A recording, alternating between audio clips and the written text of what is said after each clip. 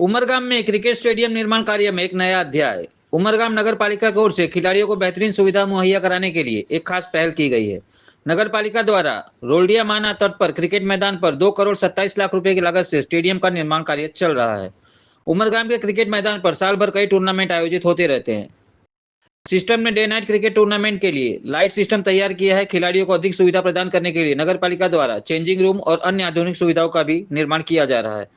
अध्यक्ष मनीष राय एवं नगर पालिका टीम द्वारा स्टेडियम कामकाज पर विशेष ध्यान दिया जा रहा है। ઉમરગામ દરિયા કિનારાની સામે વર્ષોથી યુવાનો ક્રિકેટ રમી રહ્યા છે અને મોટા મોટા ટુર્નામેન્ટ પણ થાય છે ત્યાં. તો એમને સુવિધા મળી રહે એના માટે ત્યાં સ્ટેડિયમ પેવેલિયન અને ચેન્જ રૂમ સહિત બીજા આધુનિક એમ્યુનિટીઝ ત્યાં મૂકવાના છે નગરપાલિકા તરફથી. લગભગ 2.25 કરોડના ખર્ચે 2,27,00,000ના ખર્ચે એક સારું ને સુંદર સ્ટેડિયમ બનાવવાનું કામ અત્યારે ચાલી રહ્યું છે. ક્રિકેટ સ્ટેડિયમ જેમાં ડે નાઇટ મેચીસ રમી શકાય એ રીતનું આયોજન કર્યું છે.